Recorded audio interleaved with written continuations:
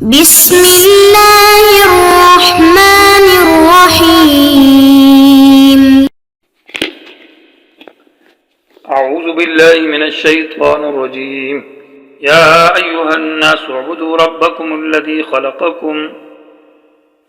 محترم سامعین، آج کا سبق نمبر 66 ہے اور آیت نمبر 21 کی تشریح اور تفصیل الفاظ کی توجہ۔ پہلے الفاظ کی تشریح ہے اور اس کے بعد آیت کا حاصل معنی ہے۔ اس آیت کا عنوان ہے اثبات التوحید فی العبادات، یعنی توحید فی العبادات کا ذکر ہے کہ عبادت صرف اور صرف اللہ تبارک و تعالیٰ کی جائے، اس لیے کہ اللہ کی عبادت کے اوپر دلائل موجود ہیں اور تاکہ تم شرک سے اور اللہ کے عذاب سے بچ جاؤ لعلکم تتقون، یہ آیت کا مقصد ہے۔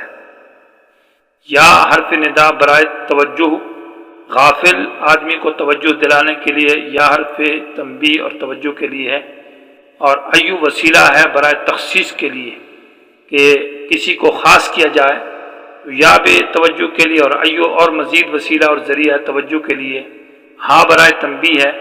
تو خطاب میں بہت اہمیت اور اہم خطاب ہے۔ یا ایوہ الناس،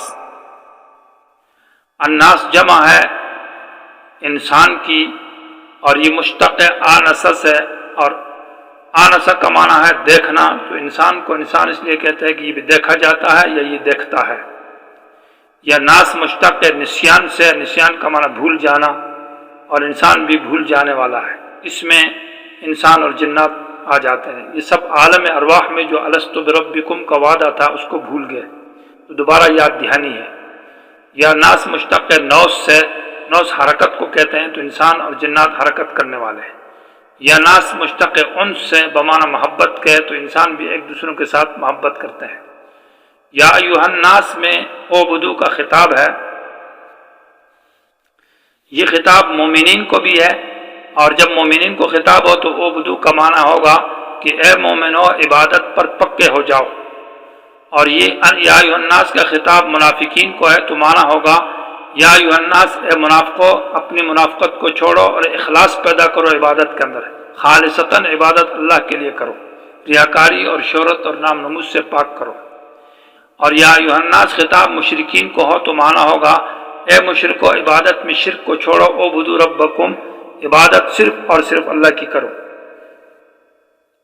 تو یا ایوہ الناس کا جو پیغام ہے یہ آخری نبی ہے، اور آخری نبی جو ہے نا کسی خاص قوم کے لیے انہیں تمام انسانیت کی طرف پیغمبر بنا کر بھیجا ہے، اس لیے یا ایوہ الناس سے خطاب عام ہے۔ پھر موجودہ جو مکہ اور قرآن کے نزول کے وقت جو موجود لوگ تھے مکہ اور مدینے والے، ان کو بھی خطاب ہے، اور باقی دنیا کو اور آئندہ پیدا ہونے والوں کو۔ جو غیر موجود ہے ان کو خطاب جو ہے وہ فرض اور تنزیل کے مرتبے میں ہے، یعنی ان کو بمنزل موجود کے فرض کر کے ان کو خطاب ہے یا ایوہ الناس سے۔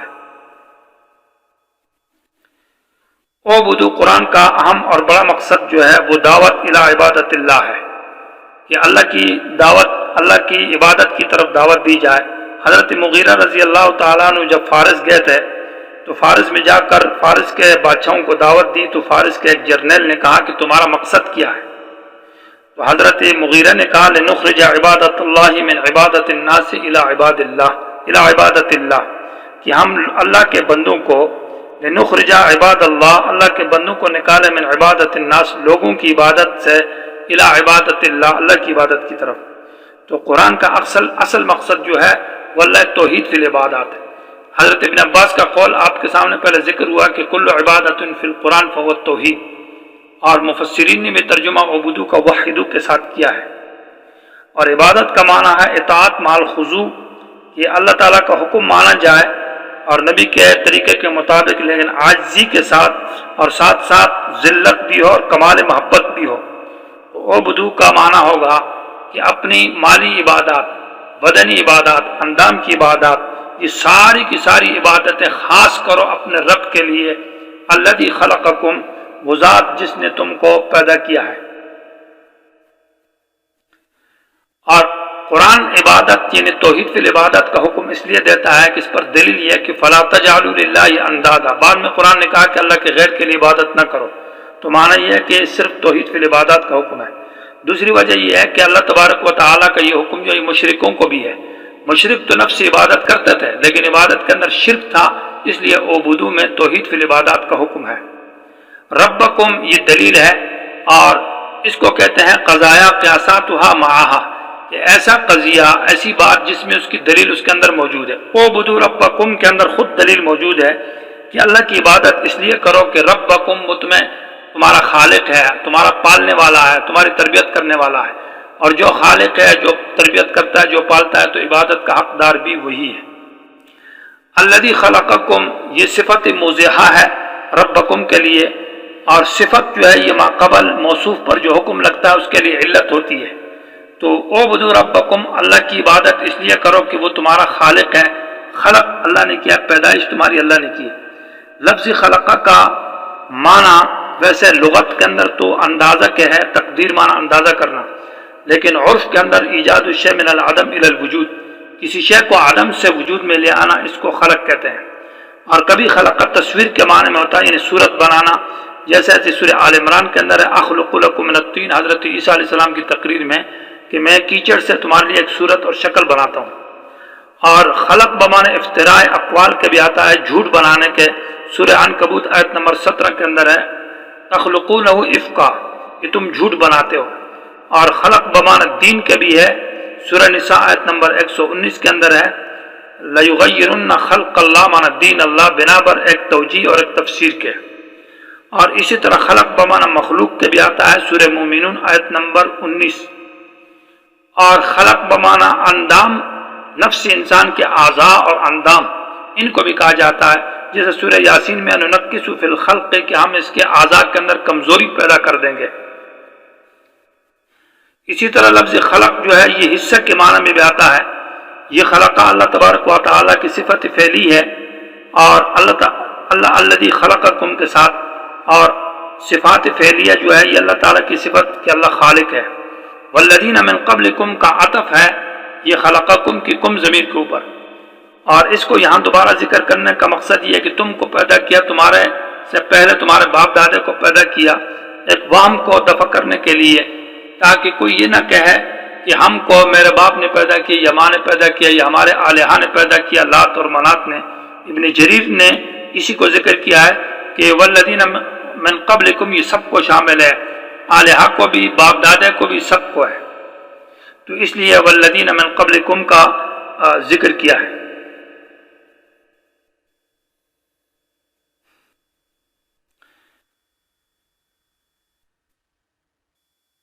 یہ الذی خلقکم والذین من قبلکم یہ اللہ تبارک و تعالیٰ کی توحید کے دلائل ہیں۔